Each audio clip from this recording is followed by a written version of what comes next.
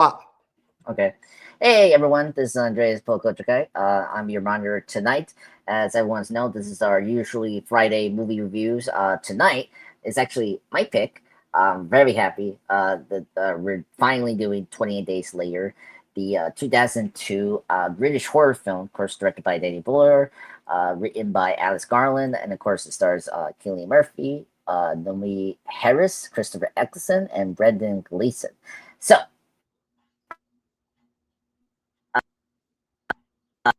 special guest. I say I'm with Jeff S. TrueKnowledge, the co-host of MCU Bleeding Edge. How you doing, sir? Good, sir.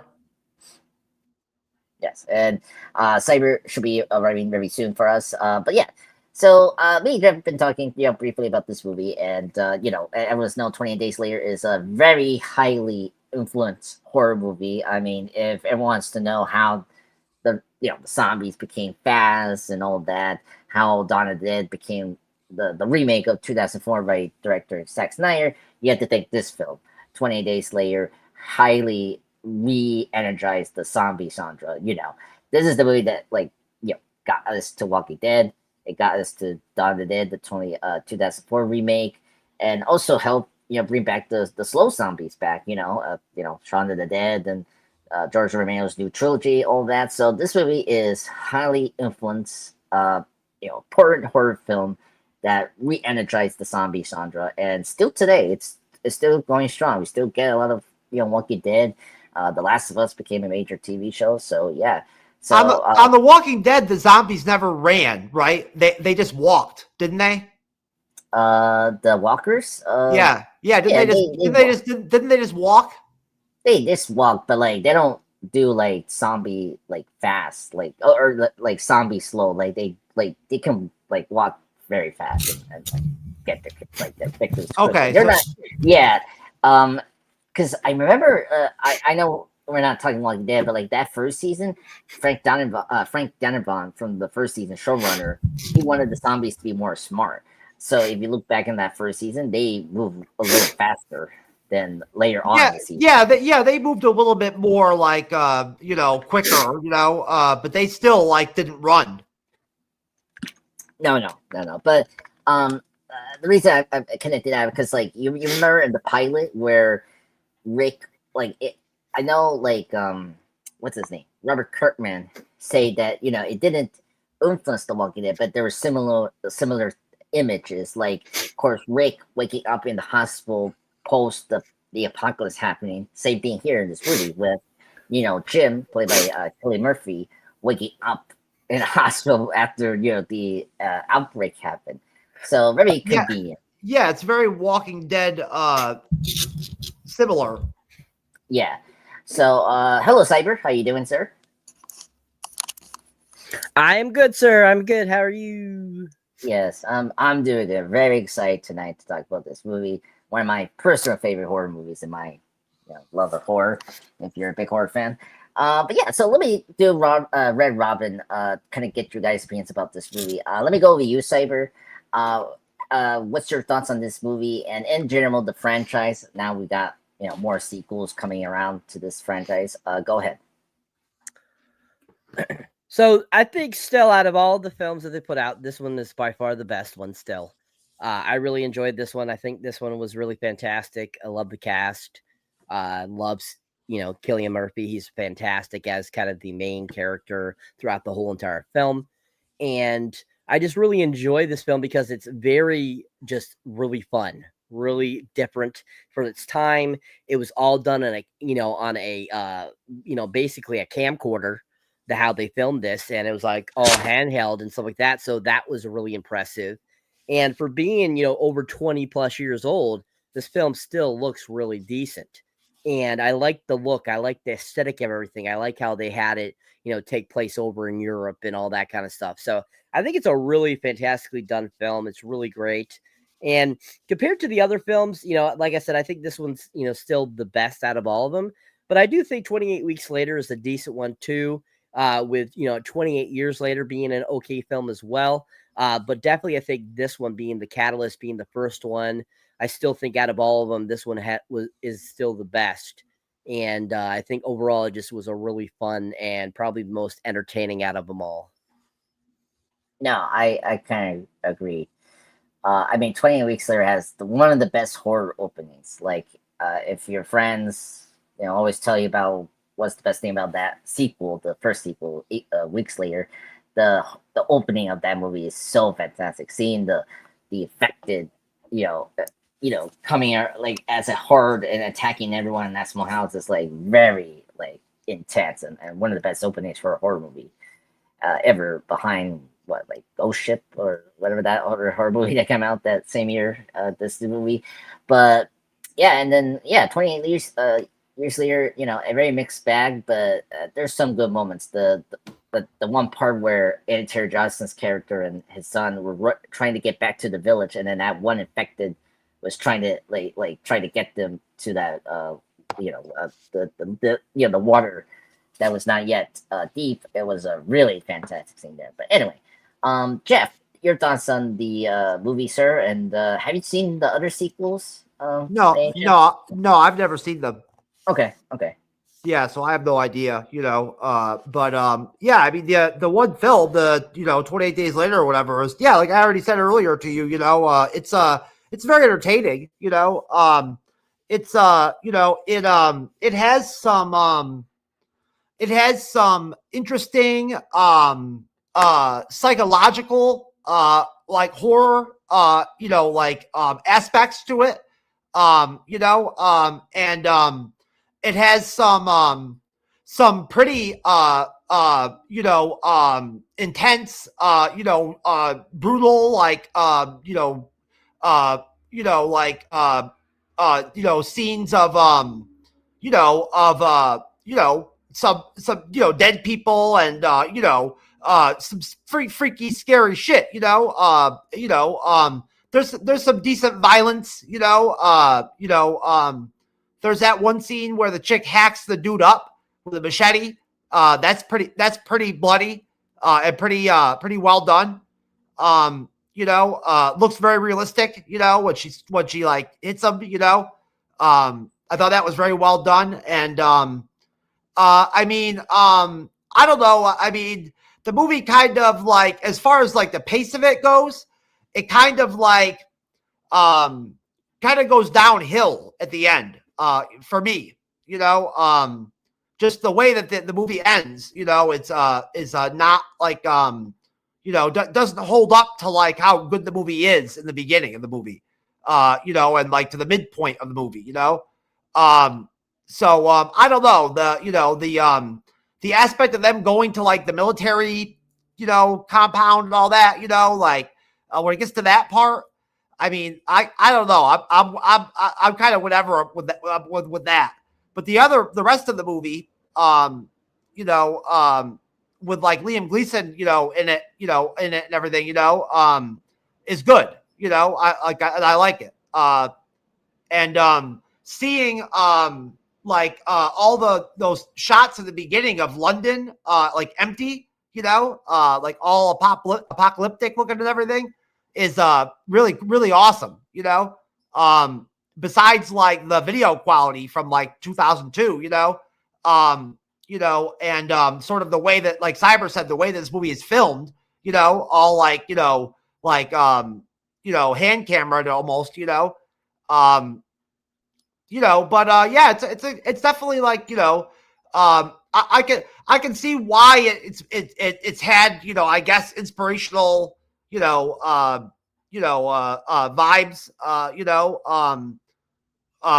with other filmmakers and things like of that nature, with all that makes sense to me. But again, it's just I don't think the movie's very scary at the end of the day.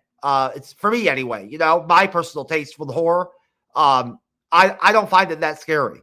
That's just me. It has its moments, though.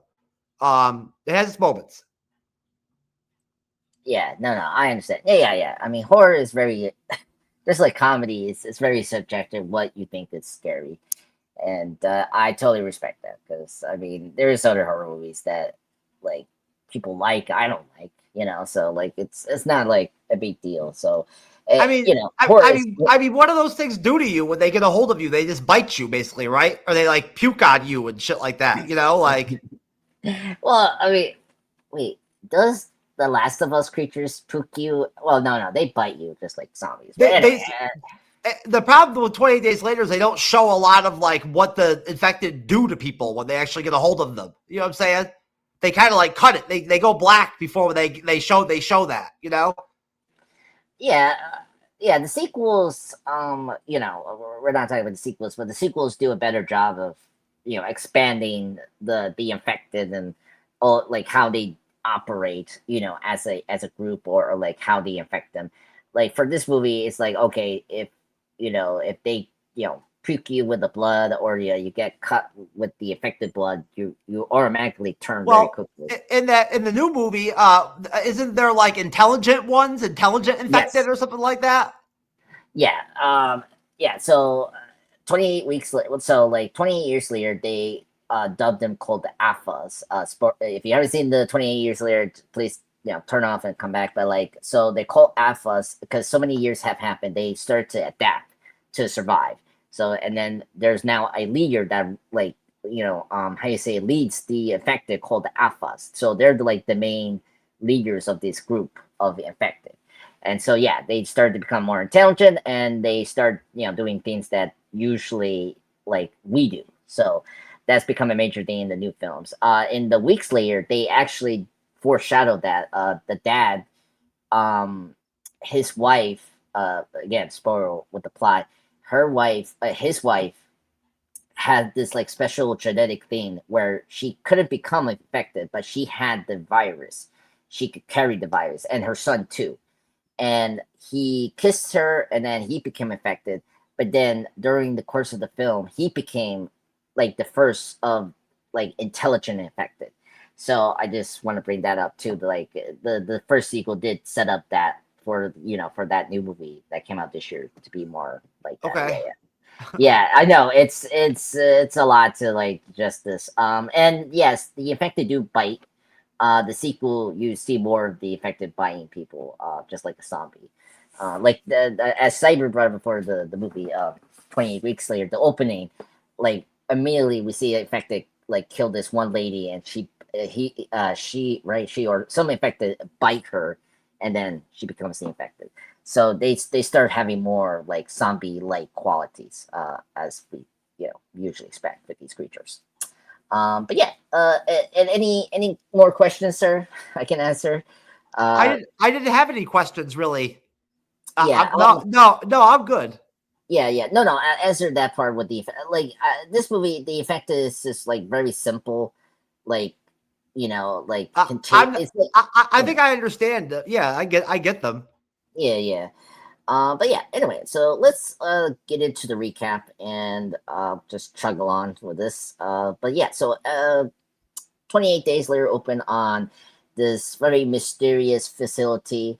Well, first we see like random like footage of like riots, and we pull out. We see a chimpanzee being forced to watch these footage of random like riots, which is kind of weird. And then we cut back to like the security cam, and then we see like a couple of like criminals, if you want to say, blocking the cameras, and then we see here they're like animal activists trying to release and free the chimpanzees because of they think they're being experimented on and stuff like that.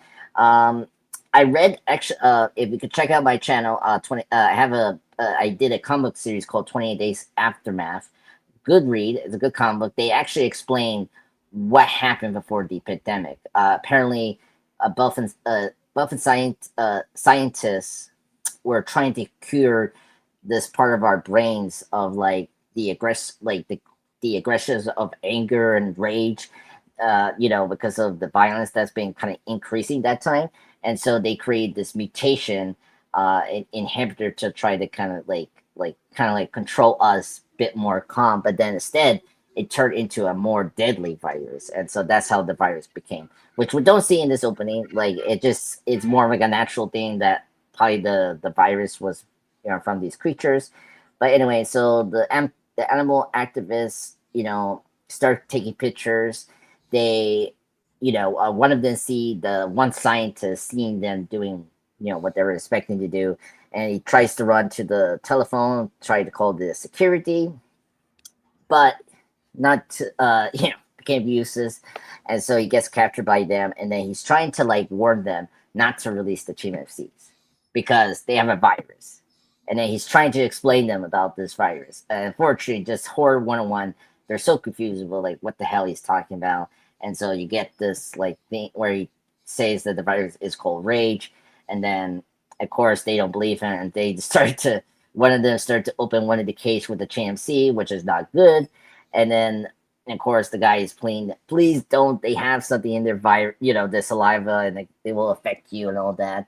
And then of course, unfortunately, one of the chimpanzee jumps into the lady of the amino activist, starts biting her in the neck, which is crazy. And then one of them kicks the chimpanzee out, and then she starts to like having like side effects, which is crazy. And then she starts puking blood, and then everyone is like just like having like this like intense how do you say, like a response of what happened. And then all of a sudden she turns back and you see red eyes. It was like, what the hell is happening? And then she starts attacking one of her fellow co-workers, and then the scientist brings it, like tried to like kill her with a chair, but not used, and he gets attacked. And then we just cut back to the CMCs who are still in the cages, and then cut to black 28 days later. And then here we're gonna sort of wrap up here. Actually, let me stop here before we go into Jim. So let me start with you, Jim. What do you thought about this beginning part of the the endpoints when we cut? I mean, it's not really that long. It's okay. I mean, like it's an interesting opening, I guess. I don't know. I mean, the riot scenes don't really do a lot for me. And they don't look very realistic. Some of them. I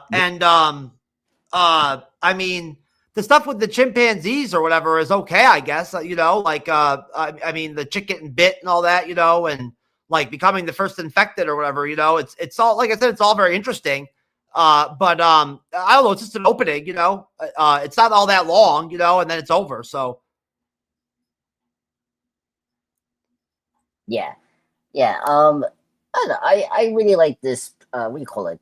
Prelude before we get to our main character, like explaining where this virus came from, because as I say before, some comics explain more in detail like how, this virus was created or wherever it came from. Here it's like you don't get really like clear answers like how this virus became, and then like the set of rules and stuff like that.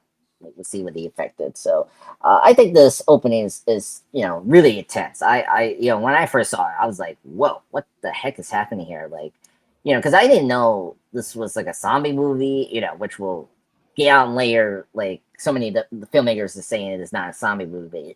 What it is, a zombie film. We're getting into the third act. But yeah, anyway, Cyber, your thoughts on this midi opening up to the credits when they say 28 days later. Go ahead.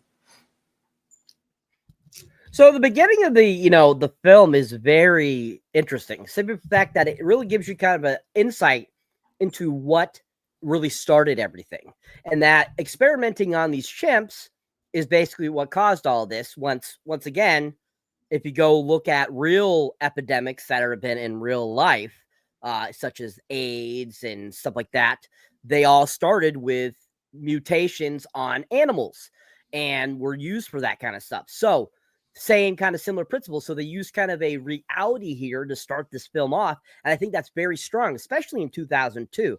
That was really ballsy, I feel, by Danny Boyle.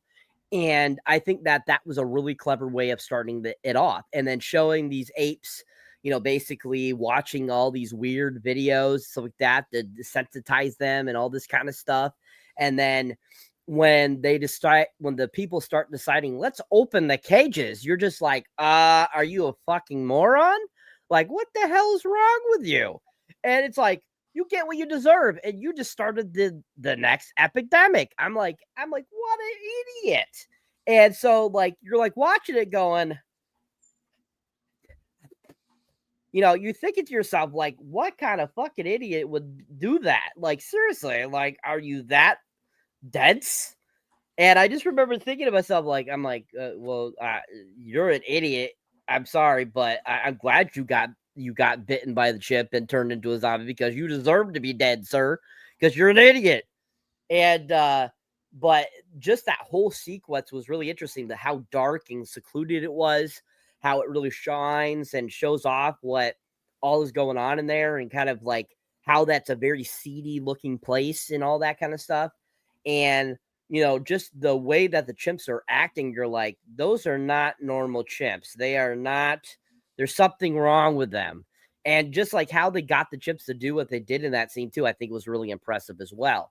And but that first kill is like freaking brutal as hell. And you're just like, ooh, this could be nice and gory. You could tell this could be good. And leading up to the end, the credit scenes, you know, saying 28 days later, you're just like, as that goes on, and all those people start getting killed and mauled, and then all of a sudden we start seeing them start throwing up and turning into zombies, and then they start attacking other people. You're just like, oh shit, this just escalated.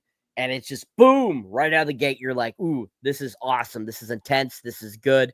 This is going to be setting up for a really great film. So I think it's a very superb, very strong beginning that, you know, really kind of gets you into the mood. It gets you into the story, gets you into wanting to know more about what happens 28 days later. So I think it's a very solid beginning that really pulls everyone in. No, I agree. And yeah, thank you for bringing up the real world, like, you know, virus thing that happened, the pandemics. Like, this is how it happens. Like, even the COVID-19, like that. I don't know what happened. Like, I can't remember how COVID-19 happened, but like it happened similar. What we heard about the stories of, like, it came from like some genetic, you know, amino, like they've been been tested, you know. It came from one of those open markets, one of those exactly. wild game markets, you know, Yeah, open, like those open air markets that they have. yeah, exactly. And in another movie that actually shows that, I don't know, you guys seen this movie Contagion, like the 2011 movie with Gwyneth Paltrow, Jude Law, like that show you like how that happened. Like, she was in some China for a business trip, and then she ate something that was like because one of the bats was not good, was like infected with something, and then like that's how the pandemic happened in that movie.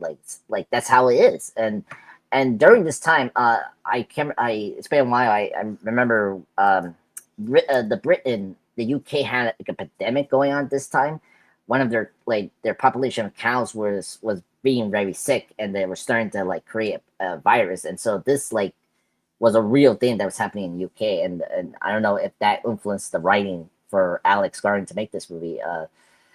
You know, behind the scenes. But yeah, so I really like this opening. So let's get back to the recap. So after 28 days later, you know, we cut into the random hospital. We meet this handsome man who's going to be our next Batman villain, Scarecrow. He's going to be our Robert J. Oppenheimer for Oppenheimer the movie, and of course he's going to be the guy we're going to heist for Obsession. Cillian Murphy's character, Jim.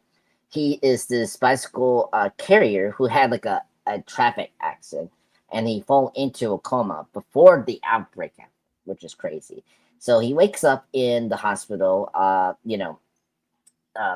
being naked, which was kind of like, oh wow. You know, as a young kid, I was like, whoa, okay. You know, and then after that, he, you know, gets out from his room. He finds like a key, and then, you know, he starts to like collect some, you know, stuff like, you know, drinks to like keep himself perfect. I mean, the fact that he's like he's out of the coma is kind of crazy, you know. So he gets some drinks, and then after that, he like wanders around in London.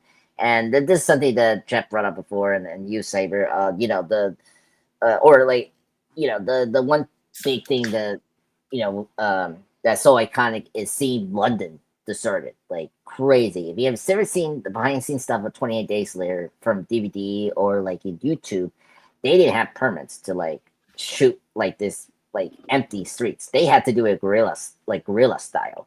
So they had to do it very quickly to shoot, Mr. Murphy walking around in this empty streets during the mornings, and it's really incredible. And another thing, I know this is this is before, but they finished this movie before 9/11, and so after this, everything was like tight and like security, like stuff like that, and permits for Hollywood was going to be very tight. The fact that they were able to shoot this before all that happened is kind of incredible and crazy to see.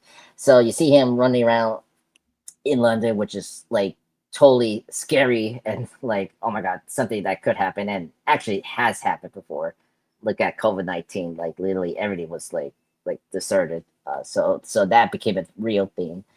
So yeah, then Jim wanders the empty streets of London. He discovers newspapers handling a massive evacuation, and then after this, he enters to a church where he witnessed like an aftermath of a massacre. Okay, but presumably caused by the infected people. And then he says hello, and then two random people wake up and sees him, which that is creepy as hell. Like when first I saw those two people jump out from the church.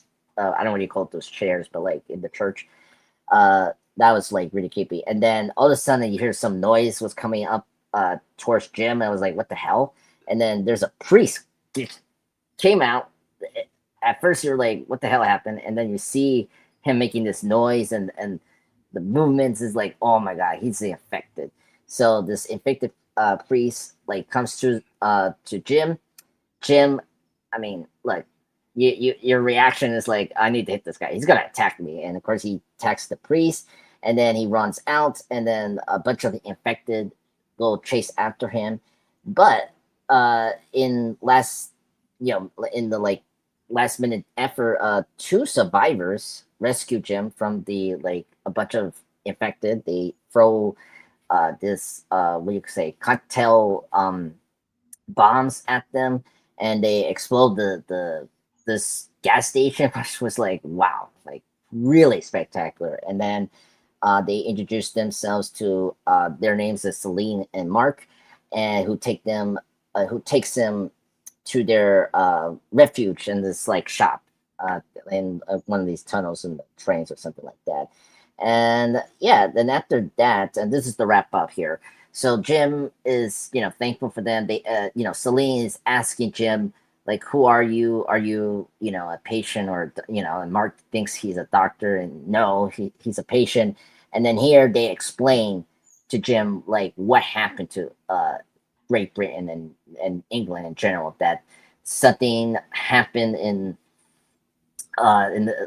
during the riots, like something was awful happening, some virus kind of started to spread, and so like it caused a massive we call it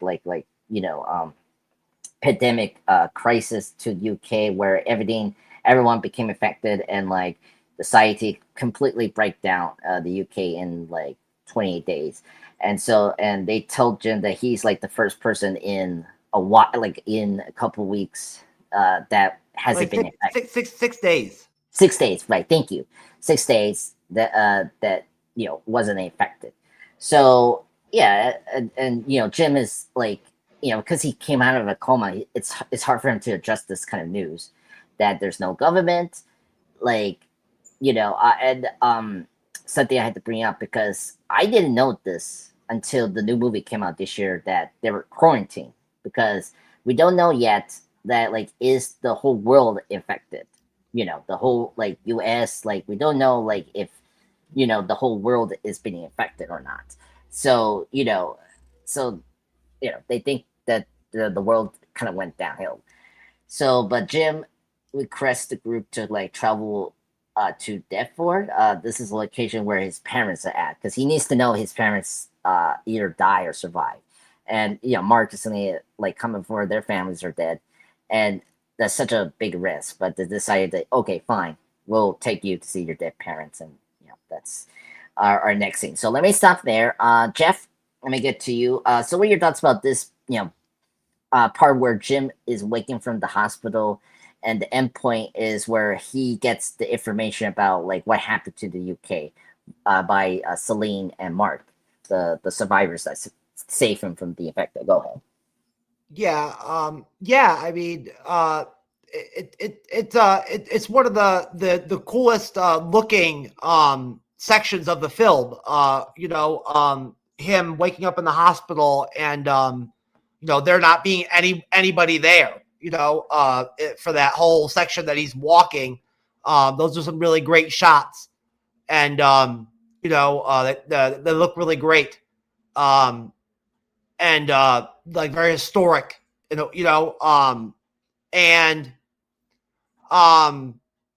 yeah, I mean, that is really creepy, when he goes to the church and he's like, hello, and those two people, like those two infected, like turn their heads towards him, or whatever. That is really creepy. Probably like the most creepiest scene in the movie, honestly. Jim's very lucky. His initial, interactions with the infected, he's very lucky because he really doesn't know what he's dealing with, so he's just kind of like, going into it blind, you know what I mean? And doesn't really know what's going on,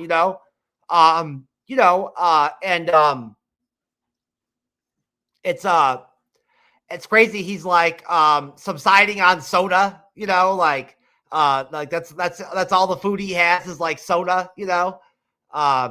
which is rough. Candy. Yeah, and candy. Yeah, and candy. Celine, the actress that plays Celine is great in this movie. All the British actors are great. Obviously, Jim lucks out, meeting survivors, it's neat that they have their little, safe haven spot, where they're safe,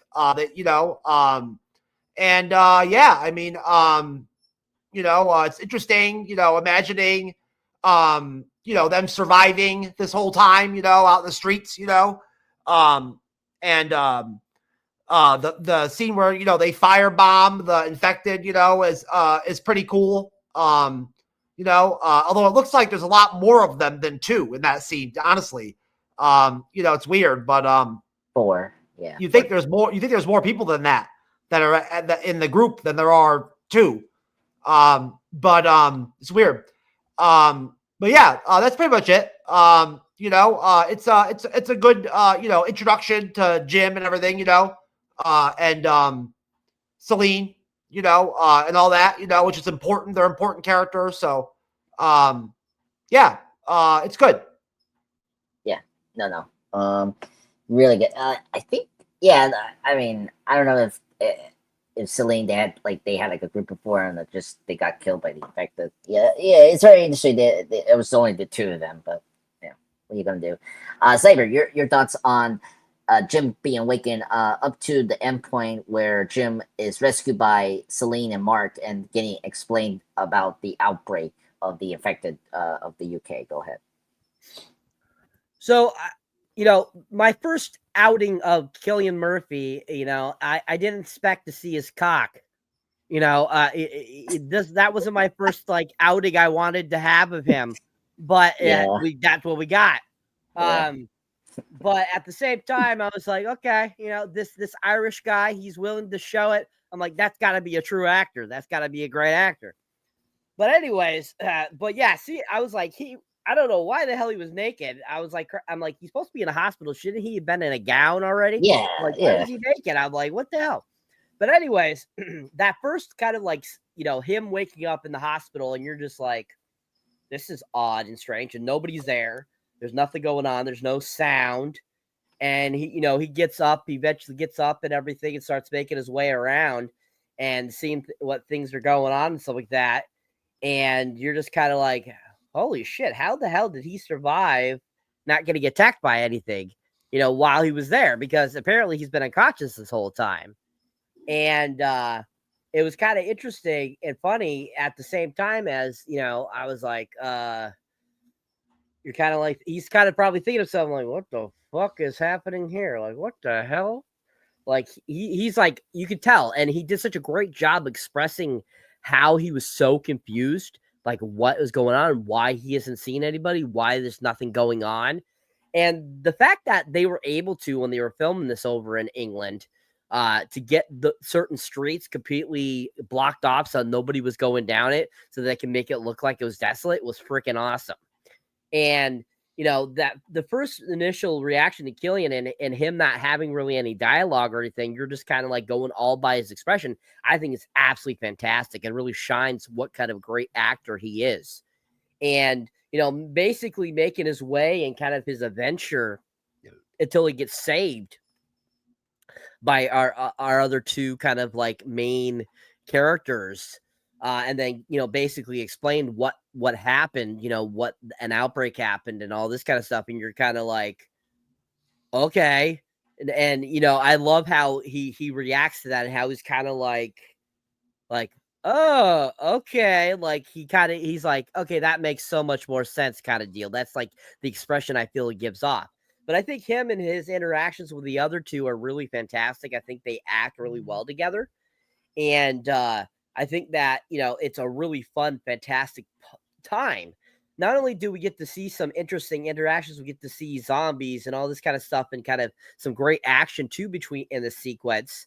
I think that's done really well. And I love how they kind of like he comes across certain things as he's going along. I love that. I love that he comes across like a Pepsi machine and he's grabbing the Pepsi and drinking it and stuff like that. And I like how like everything looks very monotone throughout this whole entire film. And like this whole sequence is very almost dead silence, like space. And I think that's done so well. And I think that the acting through this, it all expressions, all facial is done so well too. But that whole sequence where they kind of explain to, Killian what's going on, I think is a really fun, fantastic sequence too, simply for the fact that you got the beginning where we kind of see what happened, but then we get kind of a verbal version of it too, which sounds completely different than what we saw in the beginning of the film. And I think at the same time, I think that actually is more intense than actually seeing it physically in person as how they're expressing it, because the fear and the I think the delivery is done so well that you could tell that there's an unease about it. And I think that delivers into exactly what like their the writing of this film really brought out. And I think they did that excellently and brought it really great justice in that delivery in that sequence. So I think this is a really fantastic sequence too. I think it delivers very well. I think it progresses the story very well, and overall I think it's a really great sequence that is very entertaining. No, I totally agree. Yeah, it's the affected their look as the affected is so scary. Like first off, their red eyes is so creepy. Like that the priest that the Jim Tax is like so scary, and like the noises they make, it's like, oh my god, it's like so a nightmare. And yeah, and then seeing I did laugh, Cyber, we brought up the shot of the naked Jim, because oh boy, 28 years later also have big dawns as well. And I was like, oh my god, this is like the start of like seeing everyone's dicks in the big screen for this franchise. And start from there. Oh, and you brought up the setup here, because this, if like another influence, and I know Robert Kirkman denies this, but like this is so obvious how, like, if you haven't seen The Walking Dead, this is how the pilot is. If you haven't seen The Walking Dead pilot for a long time, this is how it actually like structured. Like the beginning, we see Rick and Shane before the apocalypse zombie happens, and like before everything like breaks down. And then after that, you see Jim, sorry, not Jim, Rick, being in a coma, and like somehow he survived as well, like not being attacked by the walkers in the hospital, and like he's searching as well, for his family and all that. Like this shot is so influence of like how you do like even The Last of Us, like the pilot and even the game, you see first the pre like outbreak before we get into the apocalypse. So like this movie really sets up like the template of like, because the traditional zombies films by George or Romero, like the Night of the Living Dead, you saw like the apocalypse starting, and then Dawn of the Dead, it was like we're ready, like right in the apocalypse, and then like Day of the Dead, great film, love that film. Like we're deep into the apocalypse. Like here, it's like you're seeing like both timelines, like the pre and before like the apocalypse happened. So it's it really influenced like the new storytelling of zombie content moving forward here with this opening. But great job, guys. So let's get back to the recap. Just wanted to bring that up because I know people will probably ask about like is this like influence from Walking Dead? Yeah, like similar, but like other like zombie content has copied this structure. Like Last of Us, you've seen the pilot, like it has this similar structure where we see the pre, apocalypse and all that. So after Jim, gets the request to like travel to his parents' house, they get to his house, and obviously, he's a new guy in the apocalypse. He doesn't know yet like how dangerous this world is with the affected. So he goes into the house, hastily to see if his parents survive. And nope.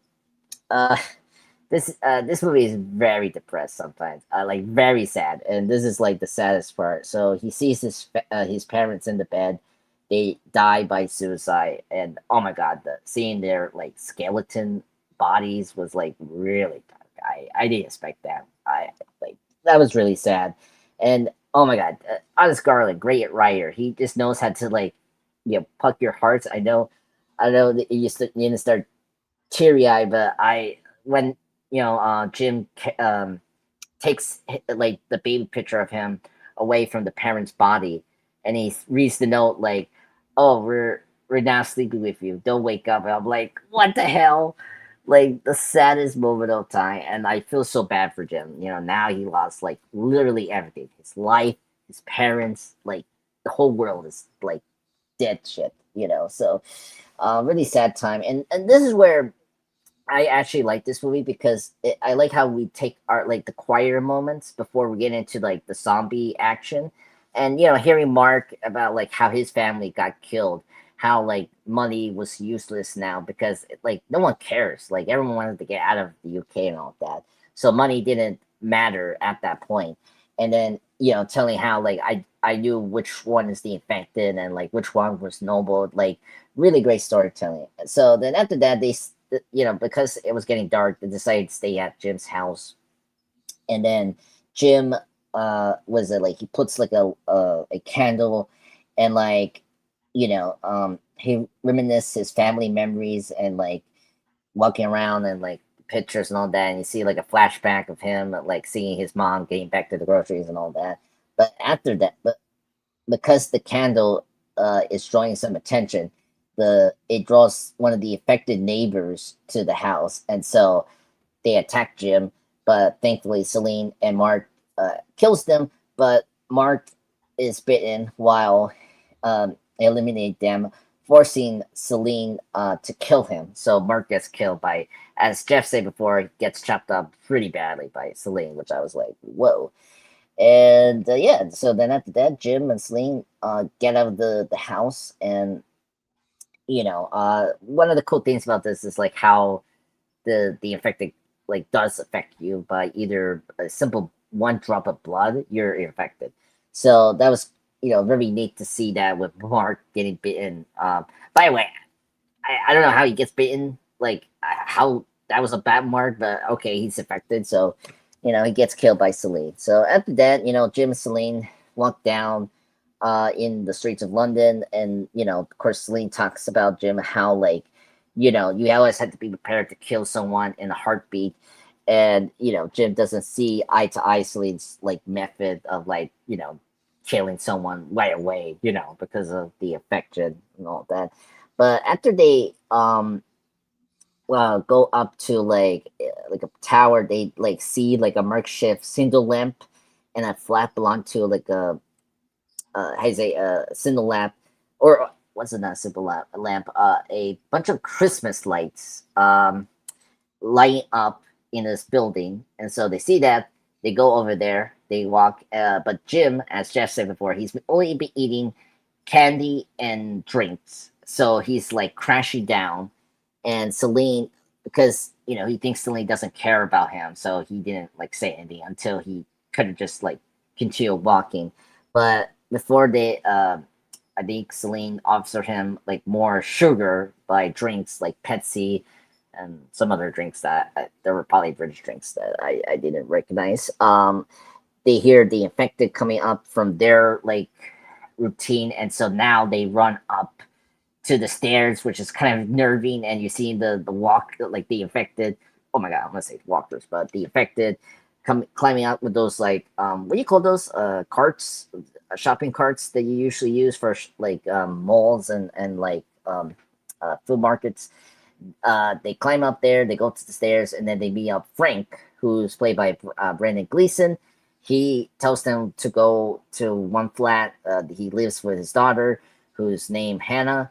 And so, meantime, he wears like a SWAT suit and like a shield to like kill off the two infected that were coming up to the building. And then, of course, he successfully kills them. And then they get invited to his house. And he introduced him. Frank introduced him and his daughter. And then they are thankful. They drink, was it wine or champagne or something like that. And then he turns off the Christmas lights. And let me stop there.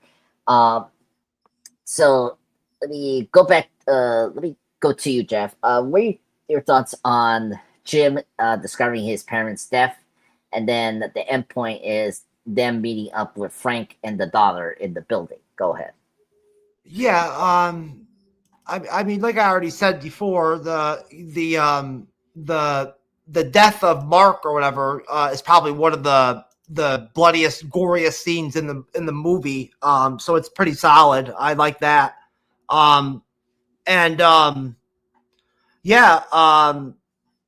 It's that when Jim sees the whole movie like on the wall or whatever, that's pretty dope. Pretty good shot. It's a definite bonus to the film when they add Brendan Gleeson to the mix, and his daughter.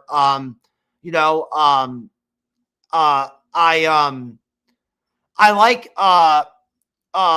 Jim and Celine together as a team. Like they're good, but as they're best like as a group with Brendan Gleeson and his daughter. They're that's great. They drink creme de menthe or something like that. Not champagne or anything like that. Because they don't really have shit in that apartment. They're like, they're like on the last, of everything. You know what I mean? Like they don't really have a lot left over. It's that Jim manages to walk away from that whole situation without those infected and not get infected is shocking. Because he came really close. That's pretty much it. Yeah.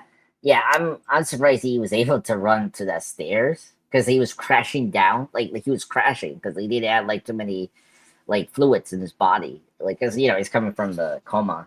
Calories. He didn't have enough calories. Calories. Yes, thank you. I was like, was it calories or I don't know. Like, I'm surprised he even survived like all those days or weeks or whatever since that pandemic. And explain me again what kind of drink they were like. Was it like a type of soda or like wine? No. It was like a liqueur. A liqueur. Okay. All right. Well, I wasn't familiar with that. Like mid schnapps. Okay. Okay, no, I get it now. Okay. Cyber, your thoughts on Jim discovering his dead parents up to them meeting with Brendan Gleeson's character and the daughter in the building. Go ahead. Oh, so him finding his dead parents. It's I feel it's like a very kind of like sad, lukewarm moment. For him, especially hoping that he would find them alive, and yet they find them dead. And it's kind of like, oh, that sucks, and it kind of gives you a somber moment there, gives you a little bit of the drama in the film, and, gives you a little more to like kind of think about, that life is precious. And so I think that really shines in the sequence, for Jim, and that it really shows once again Killian's amazing acting chops. He is so fantastic in that sequence, and just the emotion just pours. And I think it's very well executed and very well played. But basically kind of leading up through this film, kind of the crazy things that happen on his adventure to meeting Brendan Gleeson, which Brendan Gleeson, I absolutely love that motherfucker. He is so fantastic in anything I've ever seen him in. Even his small part in this was absolutely phenomenal and fantastic as well. He is just such a great actor, and I can watch him all day long. And anything. He could even be playing, like, somebody with Down syndrome or something, and I'd be into his characterization because that's how good he is. I think he could play any type of variety of type of person, or any type of situation or anything like that. He could play it very well. And, I think that overall, he just was so awesome when we get to first meet him, understanding his character and kind of getting to know him a little bit, and him and his daughter and all that kind of stuff. It is just really fun. And I think the chemistry between Killian and Brendan is really done well as well. I think that you definitely felt a camaraderie between the two. And I think it's, their interactions and everything is, a great point and part of the film. And I think that overall, that, kind of that sequence there, you kind of get kind of a little bit of a slower momentum there until we get to Brendan Gleeson's character. It kind of, like I said, is somber and all that kind of stuff. So I definitely feel it kind of slows down right at this point here a little bit until we really get it more into the meat of the film. And I think that it could have been a little faster paced, but I think overall it wasn't horrible. It wasn't bad. But I think it still could have been just a little faster getting to that point. But overall, I think it works out really well. I think it progresses the story very well. And I absolutely love when they get to Brendan Gleeson, because I think he's an absolutely fantastic character in this film. Yeah, no, I agree. Brendan Gleeson is a great actor. You have seen his work like Braveheart, and he was in the Harry Potter films. That was like my first introduction to him when he was introduced in the Goblet of Fire in 2005. And when I got to this movie, I was surprised he was in this movie. So I was like, oh, he's really good. So he was great. And when you get into his, demise, I was like, oh, hell no. I don't. Oh, God, no. He was the best part of the movie. But yeah. So after that, so Frank, obviously Jim and Celine discovered that their supplies in the building is like running low.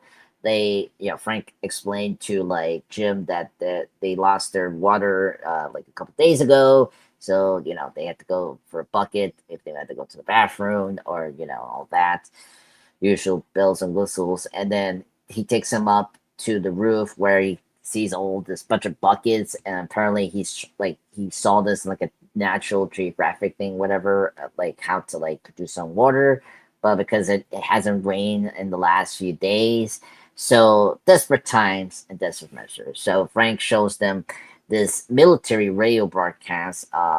You can hear briefly it's Christopher Eccleston, not yet being introduced to film properly, but he's probably a military soldier because he signals like a broadcast saying that he offers protection.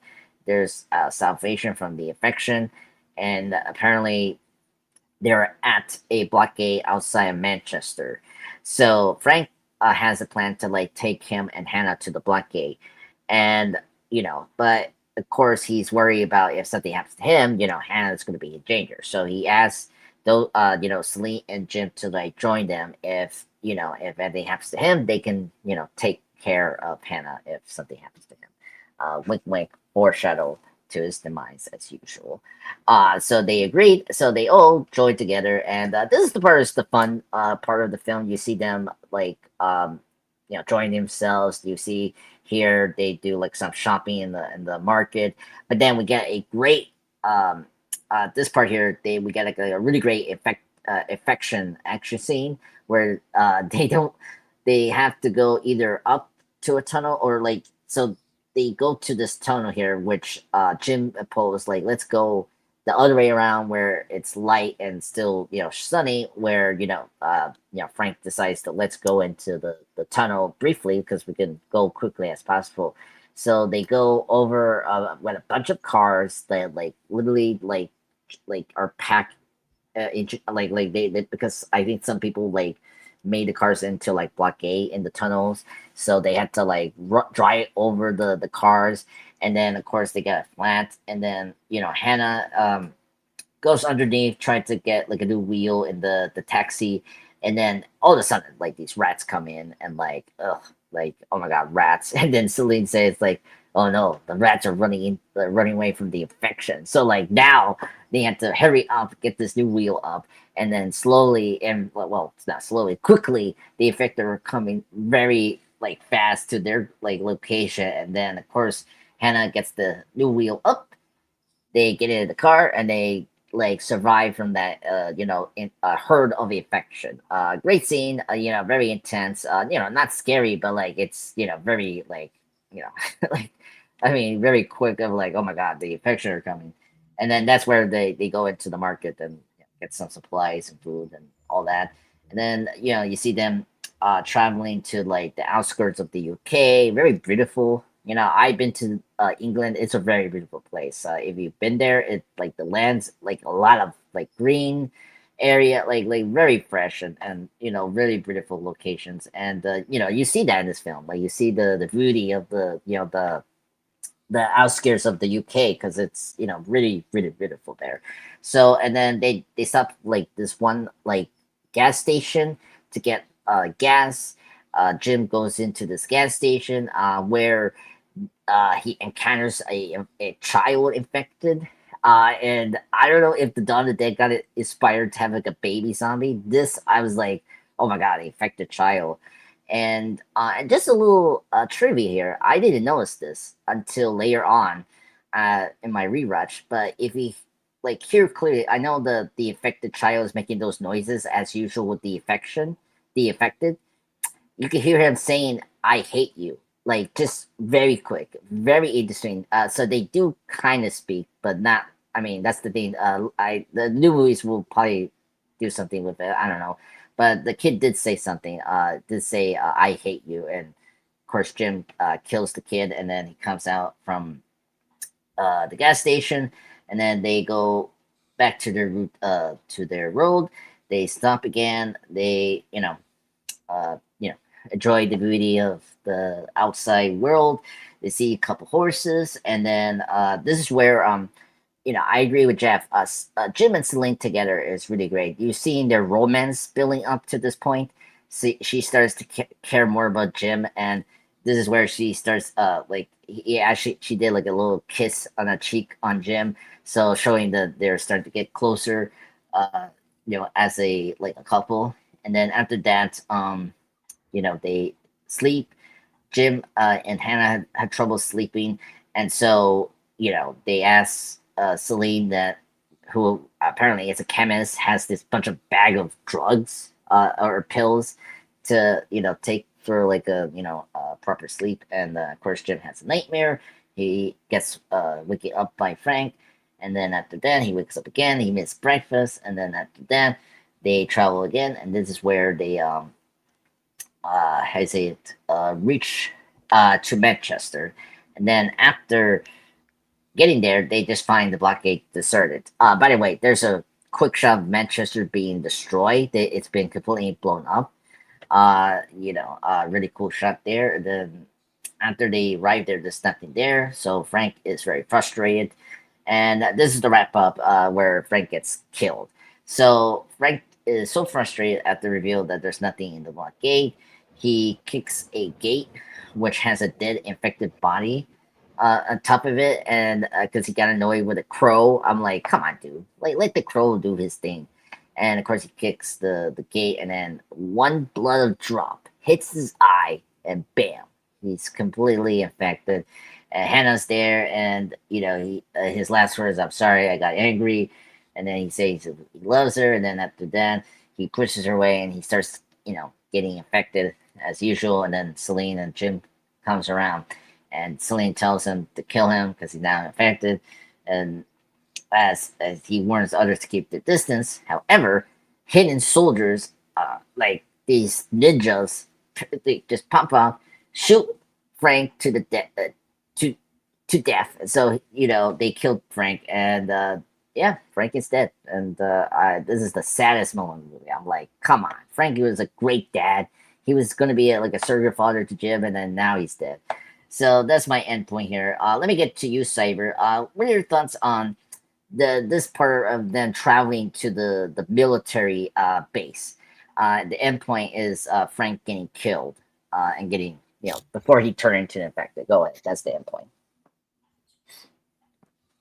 So this is when the film kind of picks back up again. We get a lot of interesting things going on. We have a lot of like duck and go. We have them like figure out where to go, how to stay away from the infected, and all this kind of stuff.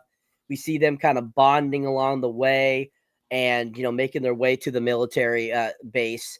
And we have the unfortunate occurrence, once they, get to a certain point where, Frank unfortunately gets infected and has to be killed. That's one thing you're just kind of like, oh no, not Frank, no. And you're just kind of like, oh man, that sucks. And you're really rooting for these people, wanting them to all survive and all this kind of stuff. And then, unfortunately Frank gets taken out. You're just like, that sucks. But I think the kind of the thought process, the action, the delivery of this sequence, I think is done really interesting and very well. And, I think that there's a lot that goes on in this sequence that, really kind of shines kind of on what people are and who they are and kind of what they're thinking and kind of where their thought process is going in this particular situation, in this, this epidemic that they're dealing with. And I think that overall it's just a really interesting, sequence that, like I said, re-kickstarts the film, gets you out of that kind of that dry spot that we had in the previous section, and starts to give us some action, some interesting things and thoughts like that. Because once they get to the military base is a whole other story. That's like freaking insane world over there, because all these military guys are like so into keeping themselves safe that they're going to the extremes of which a lot of people don't want to go to that level. And, they're kind of gone crazy if you think about it. And I think that was kind of an interesting aspect to show that, if you're in this situation, there's going to be a lot of people that are going to go insane.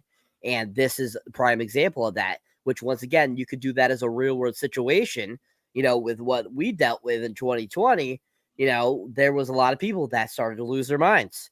And that's the same situation here we have going at the military base, but at a, crazier or larger scale. So the fact that, these people have guns, they have weapons, they can do a lot of damage, and they're going insane. And that's kind of, I think one of the, things that I think they really try to focus on to kind of give a more of a scare factor, to give more of a, a thought process of like, oh, this could be real. This could be realistic. This could go in an insane situation. This could be utterly really bad. And I think that was really clever in the writing. And I think that this sequence really shows kind of the, kind of the level that they're at dealing with the infected, going up, going from like, say, a 5 or a 4, going up to a 10 when they get to that military base. And you're just like, this is not good. And, I think that it's still a really great part of the film. I think it's really interesting, really tense. I think it's really done well. But overall, I think the saddest part about this was, of course, unfortunately, the demise of Frank and losing Frank, because Frank is such a great character that we all loved. We all thought was really great and really fun. And it's just too bad that unfortunately, they decided to take that character out. And, unfortunately, in that situation there, you're kind of like, this really sucks. I have to kill one of my friends type of deal. It's one thing to kill people you don't have any idea about that are zombies, but somebody that you just knew that all of a sudden turned, you're like, this is fucked up. So I think it does a really great job of bringing all those great emotions out and giving us a really solid portion that leads kind of going into the finale of the film. And I think it's done well. No, I agree. This is my favorite section of the movie. It's them bonding, and before Frank dies, like, oh god. Jeff, your thoughts on them traveling to the military base and the endpoints, Frank getting killed? Go ahead. Yeah, I like the car surfing in the tunnel when they're driving on cars for like a very significant amount of time, that's very neat. I like that. The idea that you could have that big of a traffic jam underground, to that level where you could drive over on top of it. It was difficult for Danny Boyle to like really show that, you know what I mean, really, really well. But it still looked cool, and I liked that. And I thought it was kind of weird, like some of the objects that Brendan Gleeson's character had on that roof to like catch water were like really silly objects, like laundry baskets and stuff like that, like like stuff that like really would not work for like catching water, that he had up there, which is kind of strange. There's some great shots of like the British countryside, and all that, while they're riding in the car, that are great. That I really enjoy, and I think are very enjoyable in general. And I think that the shopping scene is like classic. It's really good. Seeing like a British grocery store, is cool.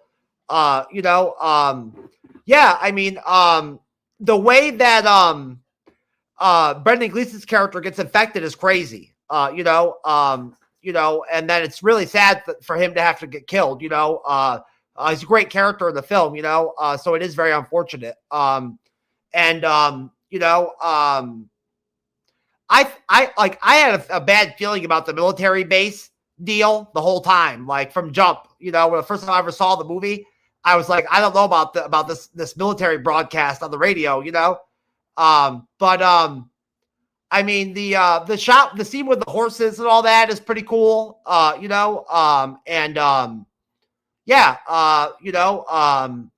that's pretty much it.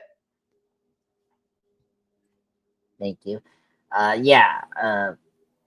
We'll get into let's get into the final act, because I do agree, because this is where it gets like very zombie, like familiar plot. Like if you haven't seen other zombie films, like this has happened. Like you think that this place is going to be the safe haven. It's like the Walking Dead season 5 with the Terminus. You think this is going to be a safe haven, and then it turns out to be this something else, which is gross.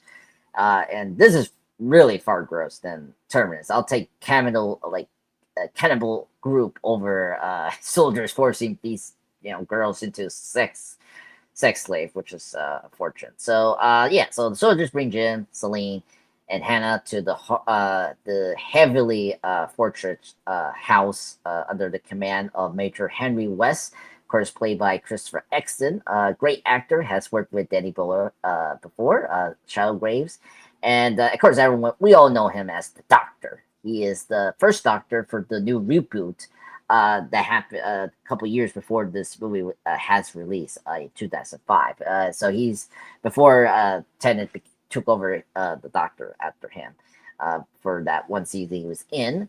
So he's a great actor. He was in, fortunately, he plays the worst MCU villain. Of course, Malekith. He was in the Thor: The Dark World, but he's a great actor. You haven't seen his other work. He's fantastic. He was in The Leftovers, the HBO show. He was really good at that, I heard. So he's a fantastic actor. So we see him the first time here. He treats he treats the guests. He gives like a tour for Jim to see like the heavy like the heavy military like setup that he has for this house. Like the whole yard, like big yard they have here. Like they have mines set up. They have a cook and all that. They have like water like operated, hot water, and then what else they see here? Oh yeah, like the despite the sanctuary turns out to be a ruse, Rust reveals that they're trying to rebuild society. That's the reason they did the broadcast. They're trying to rebuild society, and during this tour, Jim meets up with a how you say, one of these soldiers that's actually infected, which is crazy. So Wes has his man chained up to this infected, trying to like learn if either or not they can starve to death, which is kind of true. They're humans, they're not like dead zombies, where they're able to like survive many years apparently, but whatever. So we got this effective soldier who's going to be important later on in the finale, of course. So after that introduction, they have dinner, and then they talked about their reason to join the military and all that, and then of course the bunch of like infected trips one of the, what do you call it, mines, and then we get this like crazy shootout from the soldiers killing them left to right, and then they start kind of like acting up against Selena, and then this part I totally missed, like after I say one of the soldiers knocks out one of the really awful soldier who's like very aggressive towards Jim and Selena. Wes says, Wes steps in, stops the fight there, but then he tells one of the soldiers, take it easy, take it slow, which I didn't notice that line until I realized, oh, they're setting them up. And then, of course, this is the twist reveal where he tells Jim that, yeah, to rebuild society, my boys need something to have some hope. So he had the broadcast to attempt to lure like female survivors into sexual slavery to maintain the troops' moral faith, because he wants to give them some faith in the future where the human race survives. So Jim and the sergeant Farrell refuses to go along with this scheme, so Wes orders them to be in prison while chained, and then Farrell tells Jim that the affection so this is another major twist. Unlike some zombie stories where the whole world is affected, like even The Walking Dead, you see like a lot of the continents and all that are affected, but for the 28 Days franchise, the whole world is fine. It's just the UK is completely fucked up. Pardon my French. They're completely quarantined, and this is the first time I heard quarantine. Well, now like we had been quarantined before, because of COVID-19. So Farrah tells Jim that the infection has not spread across the Atlantic, and that Britain has been quarantined from the rest of the world. Now, this does stay until it stays in every movie. 28 weeks later, the UK does try to repopulate, but then that goes not well. And then 28 years later, when we got the new movie this year, it confirmed that they did quarantine the UK, and like I don't think I knew this until this year that the UK was an island. So I didn't know that this was like an island. I thought it was just like the US, like a big part of like like land. But I didn't know that the UK was was like a small island or something like that. So I didn't know that. That was something I learned this year. So yeah, so they're quarantined. So like the outside world is totally fine. It's just the UK is not. So after the two soldiers take them outside. One of the soldiers shoots the soldier who was the good guy, and then they argue, allowing Jim to escape into the woods. And then Jim notices a jet in the sky, showing proof that the outside world is still active. Again, showing proof that there are quarantine in the UK. Then after luring Wes away from the mansion with the siren, and then of course killing one of his soldiers, he returns here and frees one of the affected soldier that was like kept chained up from the mansion. And then this is where this infected started to kill the remaining soldiers, and he affects one of the other soldiers, so we got another infected. And then one of the soldiers attempts to abduct Celine, but Jim kills him in this brutal way to the eyes of the face, which that was like a brutal kill. And same time here, we get a cool. The music here is really great. I don't know if you guys pay attention to music, but like the score here is really iconic. It's been used a lot in trailers and movies. If you saw like Kick-Ass, the Matt Vaughn film, this piece of the score in this scene where Jim is running in the mansion, trying to save Celine from the soldiers. It's the music session is called "In the House in a Heartbeat." Very iconic piece from John Murphy. If you listen to it, it's sort of the theme of the 28 Days Later franchise. Was used in the sequel, but it was not used in 28 Years Later, which I was disappointed. They didn't use this part of the theme in the newer sequel. Hopefully it comes back in next sequel that's coming out in January, but whatever. So after Jim kills that soldier, Jim, Celine, and Hannah attempt to escape in the Frank's camp, but Wes, who has hidden back in the back seat, shoots Jim in the stomach. Hannah retaliates by putting the camp in reverse, causing the affected soldier to burst through the rear window and drag Wes out of before attacking him to death. That part, I was like, what he's doing? He tackles him, and then he's dead. Like, that's it. So so the main villain's dead, and then the car drives away, and then we let me stop there. So that's the wrap up part, is where we see the bad guy die. So let me get to you, Jim. Jim. So sorry, Jeff. Jeff, you had the is that the end of the movie? Almost. Well, you want me to go through the endpoint? I mean, there's no point in saving that last bit to talk about. Yeah. So we jump again. Another 28 days later, Jim recovers his rune. So he wakes up, and with Celine and Hannah writing some like big letters saying hello.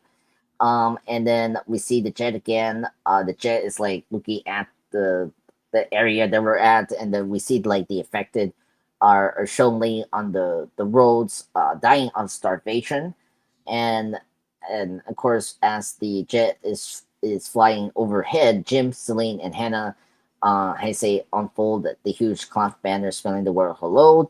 Three survivors wave at the jet and wonder among themselves if the pilot has spotted them. And then end credits. That's the end of the movie. So let me get to you, Jeff. Your thoughts on the finale of this movie. Go ahead. Yeah. Like I already kind of mentioned to you earlier, as far as like the pace of the film, and the story, the direction of the film, like the story of the film, like when it heads over to the military base part, I feel like the movie kind of slows down a little bit, and it kind of like becomes less scary and less interesting, kind of, it becomes a little bit more contained, I mean, it's still a really good complete movie, and the ending is interesting, and entertaining to watch. Definitely very watchable. The whole direction of Jim having to free the girls from the military base, from the men, and all that. It's just kind of like it's an interesting diversion, of the story that it goes into, with that, makes sense, I mean, you know, I don't know like how long that those guys at that military base would have lasted anyway, you know, they were already running out of food and shit like that, you know, so like I don't know how long they would have lasted, yeah,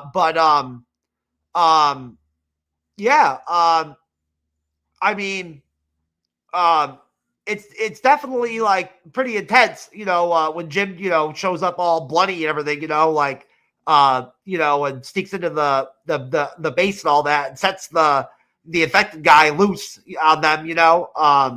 That was a key move that he made, you know. Good strategic move that he made, you know, to make sure that he won. It's cool that like at the end of the movie, like him and Celine are like kind of together, you know, I like that, you know, it's a good angle for the film, you know, for them to do that with their characters, you know. So I like that, you know, and the movie ends with a happy ending, which I appreciate. I like the happy ending, you know, yeah, that's pretty much all I have to say. Yeah. Yeah, after Saber, I wanted to just briefly touch on the ending because this wasn't the ending they were supposed to go to. But anyway, Saber, your thoughts on the end, the finale of this movie, sir? Go ahead. All right. So the conclusion of this film is pretty fucking intense. I mean, you got, you know, these crazy military guys going crazy. You know, them trying to rape the women. We have them, you know, basically chasing them around the building and everything. We have all kind of the craziness going on.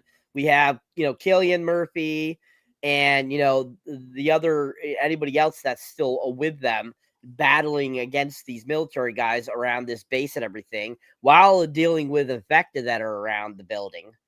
And, you know, they're just going all around and we get this action-packed kind of sequence that's just really insane and really out there. And thankfully, like as Mr. Jeff said, we have a happy ending towards the end, you know. We're able to get them away and everything. But at the same time, you're dealing with all this crazy stuff that's going on here, having to take out zombies while you're trying to take out these, you know, military guys because they're coming after you because they're gone insane from, you know, the pandemic. And, you know, you're thinking to yourself like, okay, what do I do? Like all the situations they have to deal with. And I remember thinking when the zombies started to chase into the building and everything, and them started attacking the military guys, you're like, oh shit, the military are fucked. And yes, they got fucked up by the zombies. And, you know, basically by, you know, the end of this situation here, all the military guys were dead. They are all zombies at this point. And I think that, you know, they got what they deserved because of what they were trying to do to those people that were still normal was freaking insane. And basically, once again, Danny Boyle went into that real world scenario again of the situation that could happen.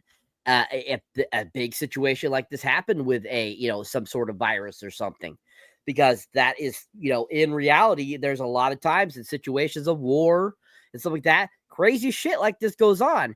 And I think that's one testament to this film is how realistic it is. It wasn't, you know, super fantasy zombie killing. It wasn't like Return of the Living Dead or Night of the Living Dead or any of those ones, you know, where there's this toxic goo that turns the people into zombies and shit like that.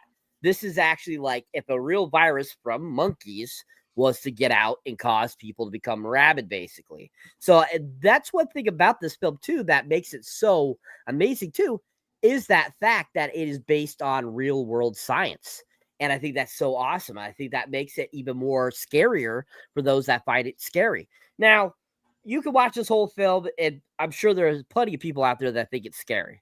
This endings portion, I'm sorry, wasn't scary. It was intense, but it was not scary the whole entire fucking movie. This whole movie is not scary at all. It's more of thrilling, more intense, more like action-packed zombie killing. You know, more of like an action adventure film. Whereas, you know, there are the quiet moments, there are the dramatic moments, but at the same time, it's still very much a thriller type of film that happens to be set around zombies that are people that have been turned into this by a virus. So, I think that that's another thing that was really genius about this film is that it is such a great variety of genre versus being just a plain pure zombie horror flick.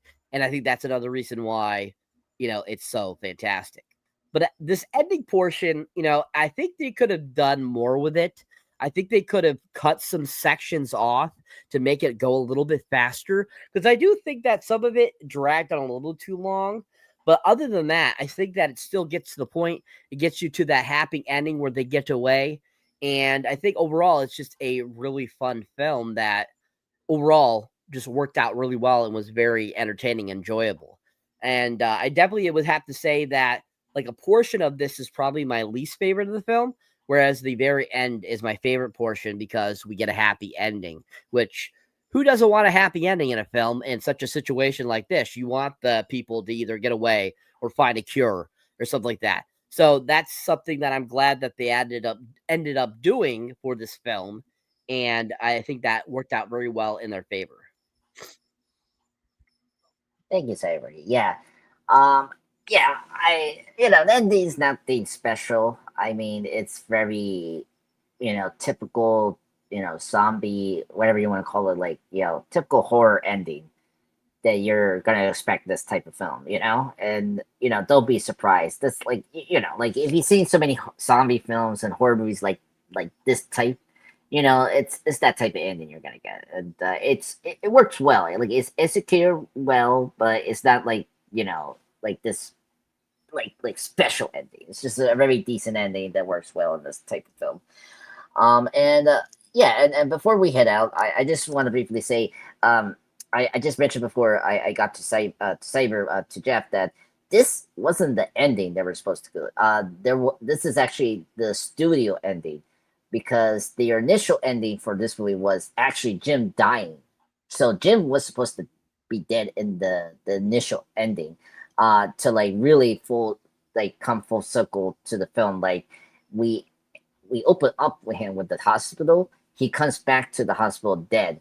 That was the final shot. And this actually this was the ending I saw as a kid when I saw this from the first time. I didn't saw this happy ending that we're discussing right now. It was on one of these channels. What is it called? IFC.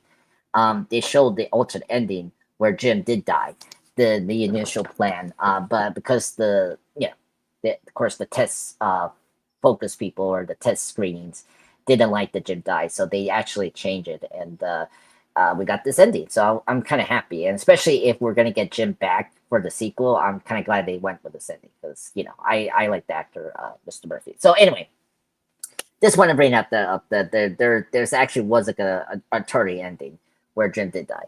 So let's get to ratings. Getting back to you, Cyber. What's your rating for this film? This is a very solid film. It has a lot of great moments in it, but the killing of Brendan Gleeson always has fucked me over, and I absolutely hate it. So I have to give this one 8 out of 10 because of that fact. Other than that, it's a really fantastic fucking film. All right, awesome. Jeff, your rating, sir. I will give it a 8 out of 10, sir. All right, awesome.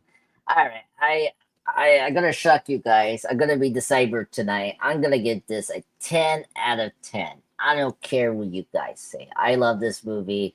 This movie has a special heart, special place in my heart. That's what I'm trying to say here. Special place in my heart. As I say earlier with Jeff before the live stream, and many times in my discussion with other guests that have been invited to a pod.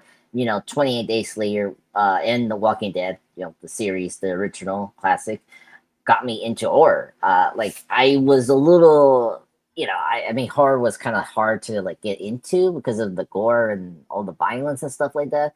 I think this movie and Walking Dead helped me pass through that phase and saw the horror could be this like very acceptable thing for me, and I will be very thankful for this movie for many years. And I think it's a great film. It's a great horror film. I'm a big fan of Danny Boyle. He's a great director. You haven't seen the films like Transpotting, The Beach. He's a fantastic director. I was very happy to see him and the writer Alice Garland, who's also became a great director himself, who did Ex Machina and Civil War, come back to the series and did 28 Years Later that came out this year, last summer, this past summer in 2025. You can check all that in my reviews and short review on my channel. But anyway, so that's my rating. 10 out of 10. It's a great horror film, very influential for a good reason. It influenced a lot of the content that we've seen with the zombie stuff and all that. So we have to be thankful for this movie. So anyway, so thank you everyone for joining us on the 28 Days Later live review discussion stream. I want to say bottom of my heart, thank you so much. This was an awesome discussion. I was so happy we got to this movie because it was so hard to get to see this movie in streaming. And thankfully with the new movie, Sony was able to fix this and we got it able to see this. So yeah, so thank you so much. So I'm going to give it to Jeff to take us to the plugs and all that. I just want to say thank you. I was happy to be the moderator for tonight. I'll be back soon. Actually, I'll be back next week for moderation for episode 4. No, episode 4 is Cyber. Oh, Cyber. Sorry, my bad. Episode 5. Because I didn't know what the episode. But yes, my bad.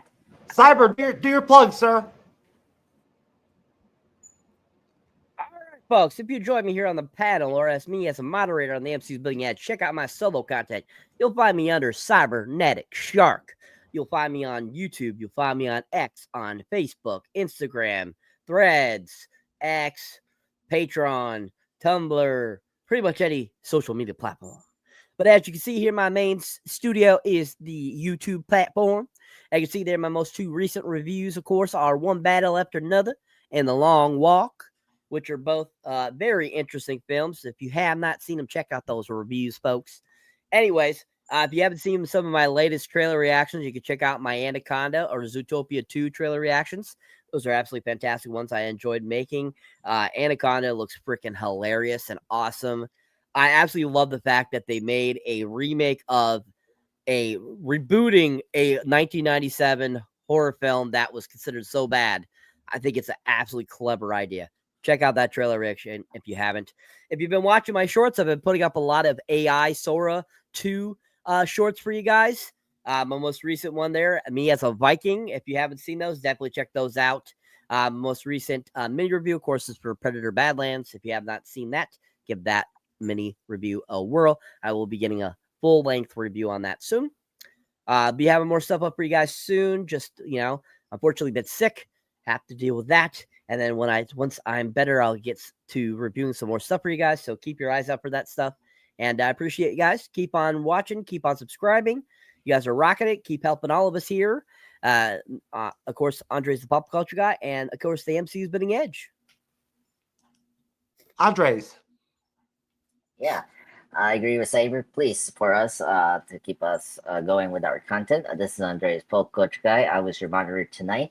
Thank you so much. This was my pick tonight, so it was great to talk about this horror movie that's special for me. So recent content, as you see here, I still doing my Bond Mania, so I recently posted a new comic series to read. This is the 2022 comic called James Bond 007. Really fun series so far. I read this in the issue 2 briefly, so far good. You can see my speaking of trailer reactions, me and Luke did both trailer reactions of the new Scream trailer and the Stranger Things Season 5. This was part of the Reanimator live stream view. So I posted both the trailers and then I did a separate one for Scream 7 there. You can check that out. Shorts, I've been doing some Predator clips because the new Predator Badlands came out last Friday. So you can check out the 1987 classic film in bits. Some of the kayak lines like them shooting at the jungle. That was my latest clip. And the last Predator clip was like Arnie, of course, his iconic line, "Get in the chopper," And in terms of reviews, my last review was a TV series review on Walking Dead This City Season 2. You can check that out. Not very positive about that season. Really bad season. And then, of course, I did a Thunderbolt review for course, Bond stuff. I don't know what's my next movie review. Probably be something Dead or another James Bond review. So that's where I'm at. But live stream review. This is a wrap up. This Sunday is another live stream view.